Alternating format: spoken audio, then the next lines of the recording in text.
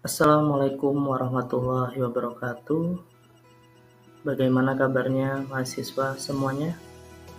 Semoga semuanya dalam keadaan sehat walafiat. Setelah sebelumnya, di semester sebelumnya, kita belajar tentang mata kuliah analisis wacana. Kali ini kita akan belajar atau kita akan bertemu lagi di dalam mata kuliah penulisan karya ilmiah. Jadi, di dalam mata kuliah penulisan karya ilmiah, kita masih sama seperti mata kuliah analisis wacana. Kita akan menganalisis, membuat karya ilmiah dalam bentuk tulisan. Materi yang akan dibahas dalam perkuliahan penulisan karya ilmiah ada 6 materi yang akan kita bahas. Yang pertama ada pendahuluan, yang kedua ada hakikat karya ilmiah, yang ketiga jenis-jenis karya ilmiah, yang keempat sistematika penulisan karya ilmiah, yang kelima pengutipan dalam karya ilmiah, dan yang terakhir penulisan daftar pustaka. Materi-materi ini akan kita sampaikan secara bertahap sesuai dengan urutannya, sehingga mahasiswa nanti harapannya akan paham bagaimana cara menyusun dan membuat karya ilmiah yang baik dan benar. Dengan mempelajari penulisan karya ilmiah, mahasiswa diharapkan dapat memahami konsep penulisan karya ilmiah dan mampu mengaplikasikannya dalam kegiatan penulisan karya ilmiah. Menurut Prayitno, karya ilmiah adalah suatu karya yang memuat dan mengkaji suatu masalah tertentu dengan menggunakan kaidah-kaidah keilmuan. Jadi, sesuai dengan definisi dari Prayitno, esensi dari karya ilmiah adalah mengkaji suatu masalah. Selanjutnya, dalam mengkaji masalah itu menggunakan kaidah-kaidah pengetahuan. Salah satu ahli dalam karya ilmiah, yaitu Broto Wijoyo, juga berpendapat bahwa karya ilmiah adalah karya yang berdasarkan ilmu pengetahuan yang menyajikan fakta umum dan ditulis menurut metodologi penulisan yang baik dan benar. Jadi, beranjak dari pendapat para ahli tersebut, dapat kita tarik kesimpulan bahwa karya ilmiah adalah karya tulis yang menyajikan gagasan, deskripsi, atau pemecahan masalah secara sistematis, disajikan secara objektif dan jujur dengan menggunakan bahasa baku serta didukung oleh fakta, teori, dan bukti-bukti empirik. Jadi tidak sembarangan dalam penulisan karya ilmiah. Itu semua harus dapat dipertanggungjawabkan kebenarannya. Dalam penulisan karya ilmiah ada tahapan-tahapannya. Ada 3 tahapan dalam penulisan karya ilmiah. Yang pertama, tahap persiapan. Yang kedua, tahap penulisan. Dan yang ketiga, tahap penyuntingan. Tahap persiapan. Yang pertama yaitu tahap persiapan. Ada beberapa langkah yang ada dalam tahap persiapan. Yang pertama, menemukan dan mengajukan masalah yang akan dibahas. Yang kedua, mengembangkan kerangka pemikiran yang berupa kajian teoritis. Yang ketiga, mengajukan hipotesis. Dan yang terakhir, metodologi. Menemukan dan mengajukan masalah yang akan dibahas, ada beberapa hal yang perlu dipertimbangkan dalam pemilihan masalah atau topik. Yang pertama, harus topik yang paling menarik perhatian. Kenapa harus menarik perhatian?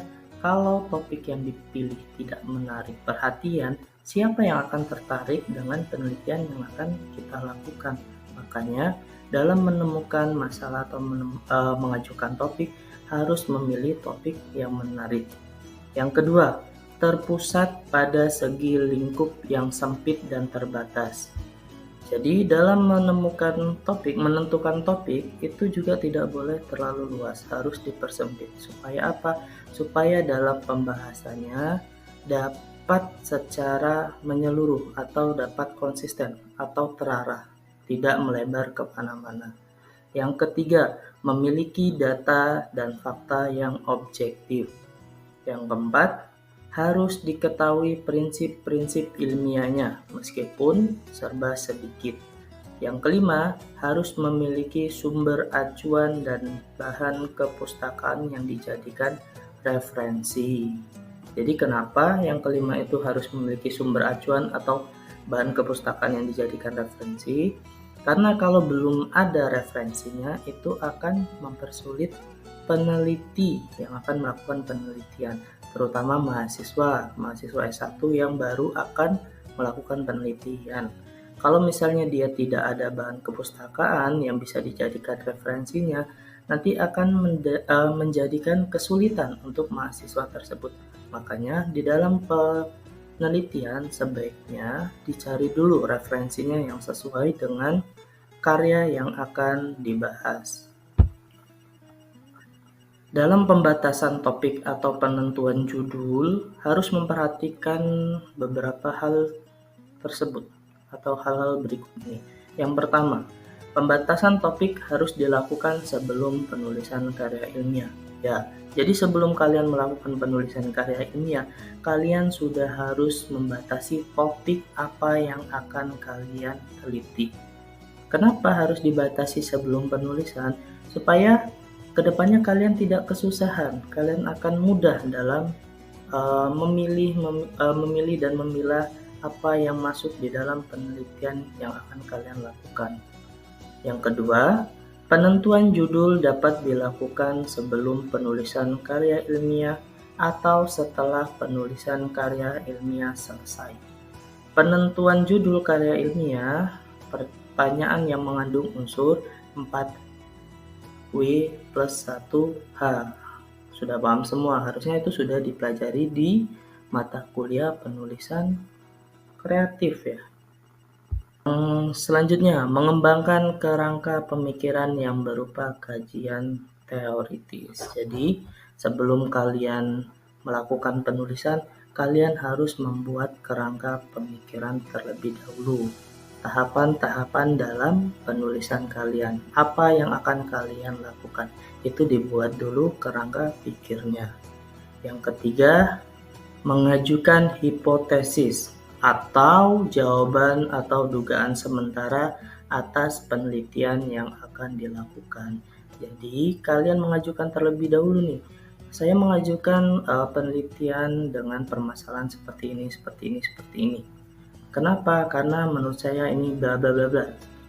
Jadi harus diajukan dulu dasarnya kenapa kalian memilih melakukan penelitian tersebut.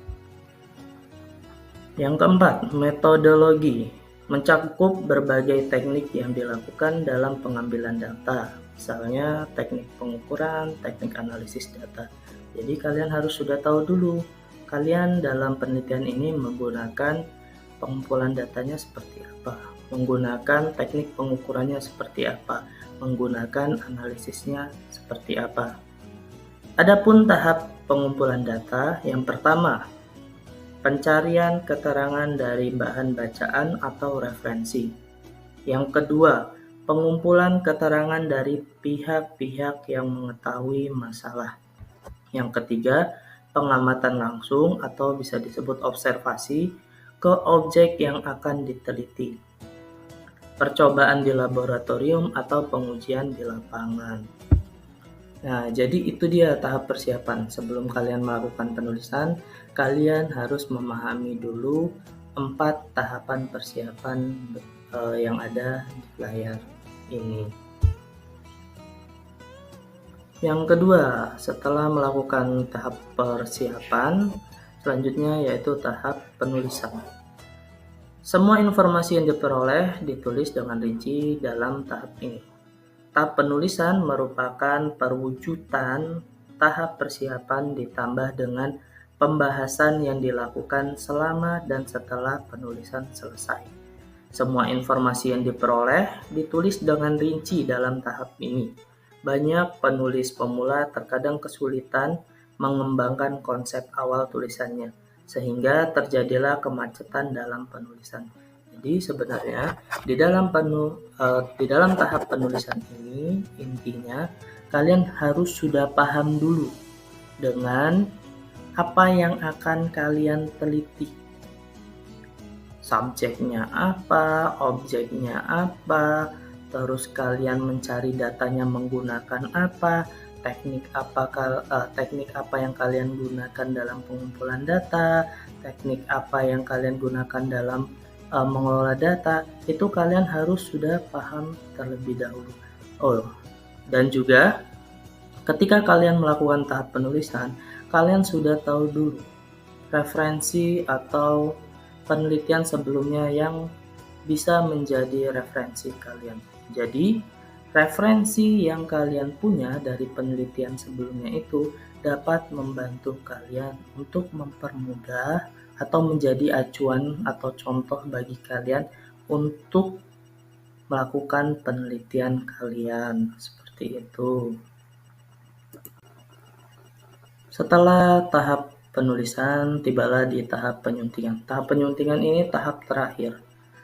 Tahap penyuntingan dilakukan setelah proses penulisan dianggap selesai. Jadi, setelah penulisannya sudah selesai semua, kalian baca kembali, kalian pahami kembali, dan kalian perbaiki lagi jika kalian rasa tulisan kalian masih ada yang salah. Tahap penyuntingan ini bertujuan untuk melengkapi yang kurang, yang pertama. Yang kedua, membuang penulisan yang kalian lakukan yang kalian anggap kurang relevan dengan penelitian yang telah kalian lakukan. Terus yang ketiga, menghindari penyajian yang berulang-ulang atau tumpang tindih. Jadi biasanya ada nih mahasiswa yang pengambilan datanya, penulisan datanya berulang-ulang atau menggunakan kata yang boros. Jadi itu bisa disunting di tahapan penyuntingan. Bisa kalian edit, kalian hapus, kalian perbarui. Dan yang keempat, menghindari pemakaian bahasa yang kurang efektif. Misalnya dalam penulisan dan pemilihan kata, penyusunan kalimat, penyusunan paragraf, maupun penerapan kaidah ejaan. Jadi di tahap penyuntingan ini kalian harus lebih teliti dari penulisannya, dari datanya, dari urutannya, itu harus kalian perbaiki semuanya sebelum sampai di tahap akhir dari penelitian yang kalian lakukan.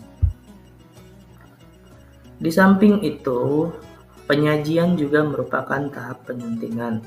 Teknik penyajian karya ilmiah harus memperhatikan yang pertama, segi kerapian dan kebersihan. Maksudnya segi kerapian itu dari tulisannya rapi, misalnya kalian melakukan membuat suatu karya itu harus rapi dan bersih karya yang kalian buat, seperti itu. Yang kedua, tata letak layout, unsur-unsur dalam format karya ilmiah, misalnya halaman muka, cover, halaman judul, daftar isi, dan lain-lain, itu harus sesuai dengan ketentuan. Jadi tidak boleh tuh misalnya rata kanan, rata kiri, yang satunya rata kanan, yang satunya rata kiri. Terus penulisannya besar kecil, ada yang fontnya 13, ada yang 12, ada yang 15. Nah, itu harus disesuaikan dengan template yang ada. Terus yang selanjutnya, standar yang berlaku dalam penulisan karya ilmiah. Misalnya, standar penulisan kutipan, catatan kaki, daftar pustaka, dan penggunaan bahasa Indonesia sesuai EYD. Jadi, di dalam penulisan karya ilmiah, itu semua harus diperhatikan, baik tulisannya, baik fontnya, terus daftar pustakanya wajib dicantumkan, dan seterusnya. Secara umum, karya ilmiah itu terdiri dari 3 bagian.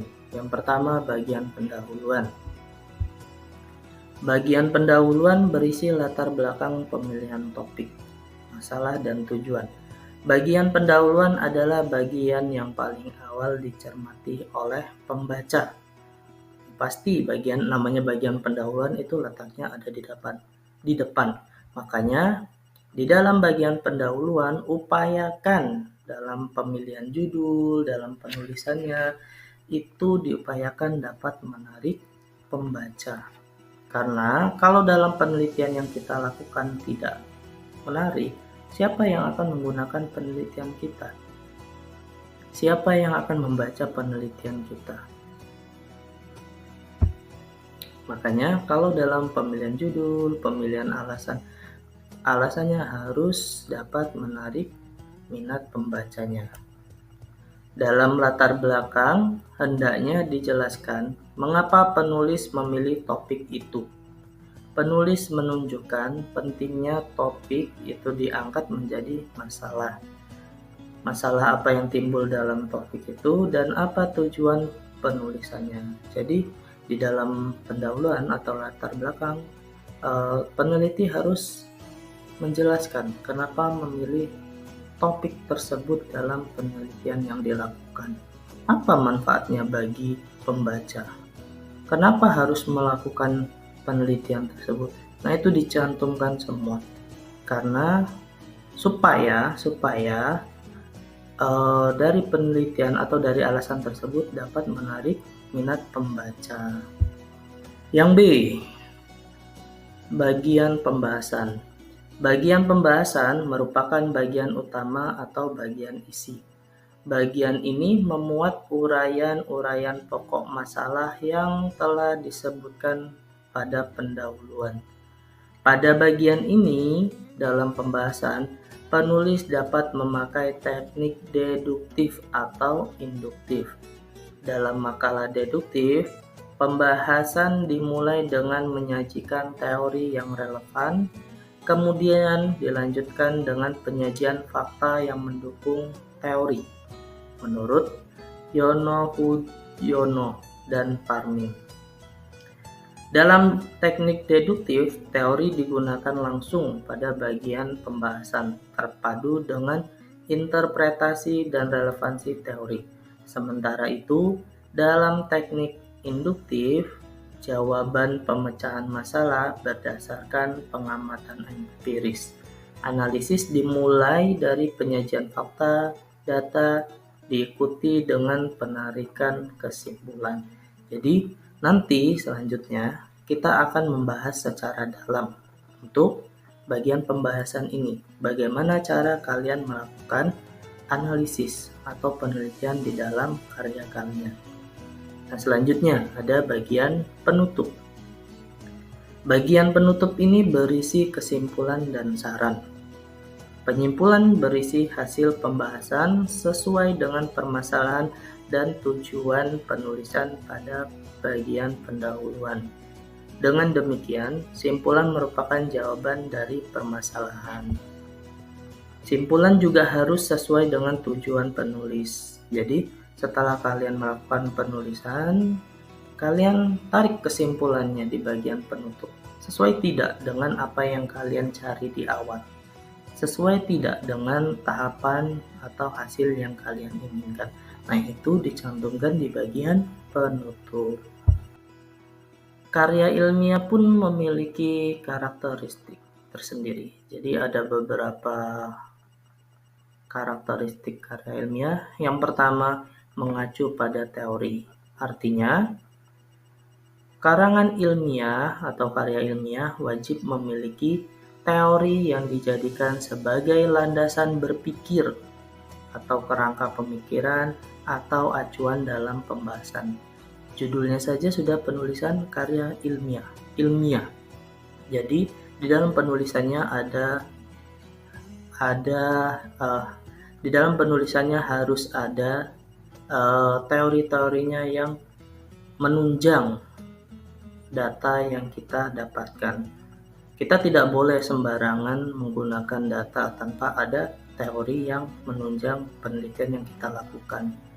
Fungsi teori yang pertama, tolok ukur pembahasan dan penjawaban persoalannya. Jadi, yang pertama itu fungsinya untuk menjadi tolak ukur pembahasan dan penjawaban persoalannya. Jadi kalau misalnya kalian mendapatkan data, kalian cantumkan juga teori yang relevan dengan data yang kalian miliki. Yang kedua, dijadikan data sekunder, data penunjang, atau data utama, yaitu data itu harus bersifat fakta. Tidak boleh data itu hanya opini dari penulis. Yang ketiga, digunakan untuk menjelaskan, menerangkan, dan mengekspos dan mendeskripsikan suatu gejala. Sama seperti sebelumnya yang sudah Bapak jelaskan, bahwa teori itu digunakan untuk menjelaskan. Jadi kalau kalian mendapatkan data, kalian harus menjelaskan data tersebut menggunakan teori yang relevan juga dengan data yang akan kalian jelaskan atau kalian paparkan. Yang keempat, digunakan untuk mendukung dan memperkuat pendapat penulis. Ya, sudah pasti. Jadi dengan adanya teori itu akan memperkuat pendapat dari peneliti atau penulis. Selanjutnya, yang B, berdasarkan fakta. Artinya setiap informasi dalam kerangka dalam karya ilmiah selalu apa adanya, sebenarnya dan konkret. Jadi harus sesuai fakta yang kalian temukan apa di lapangan, yaitu yang dicantumkan. Tidak boleh dibuat-buat. Harus sesuai dengan apa yang kalian temukan. Kalau hasilnya yang kalian temukan jelek, ya harus kalian cantumkan. Yang jelek itu jangan kalian perbaiki atau jangan kalian bikin sendiri data-datanya. Seperti itu. Yang ketiga atau C, logis.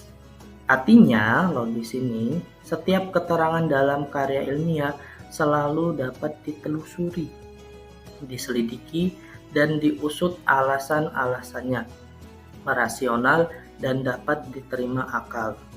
Jadi kalau kalian membuat penulisan karya ilmiah, karyanya itu harus logis.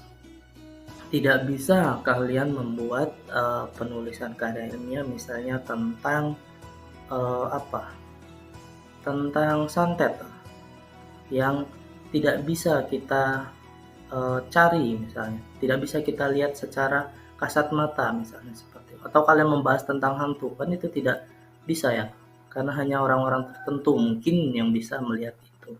Jadi ketika kalian menentukan judul atau memilih karya ilmiah kalian harus melihat logis tidak judul tersebut, atau bahan yang akan kalian kaji itu logis tidak, masuk akal tidak. Kalau misalnya tidak masuk akal ya jangan diteruskan dalam penelitiannya. Seperti itu. Yang selanjutnya D, objektif. Artinya dalam karya ilmiah semua keterangan yang diungkapkan tidak pernah subjektif, senantiasa faktual dan apa adanya, serta tidak diintervensi oleh kepentingan baik pribadi maupun golongan. Nah, jadi kalau kalian melakukan penelitian karya ilmiah, kalian tidak boleh, misalnya, saya nitip data saya seperti ini ya, pokoknya kamu membuat data harus seperti ini ya. Nah, itu tidak boleh. Kalian harus membuat penelitian yang memang sesuai dengan apa yang kalian temukan, sesuai dengan apa yang kalian lihat. Bukan karena dari golongan tertentu kalian perbaiki hasilnya, atau kalian bagus-baguskan karena itu merupakan orang terpandang di desa, jadi harus saya bagus-baguskan datanya. Nah, itu tidak bisa. Jadi harus bersifat objektif. Yang E, sistematis.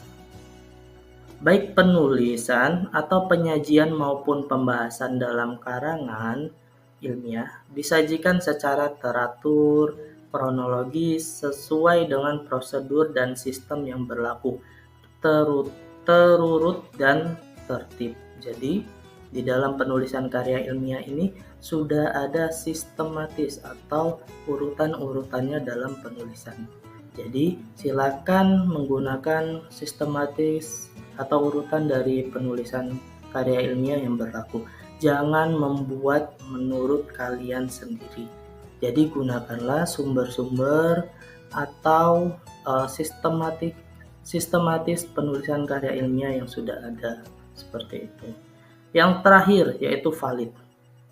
Artinya, baik bentuk maupun isi karangan ilmiah sudah sah dan benar menurut aturan ilmiah yang berlaku.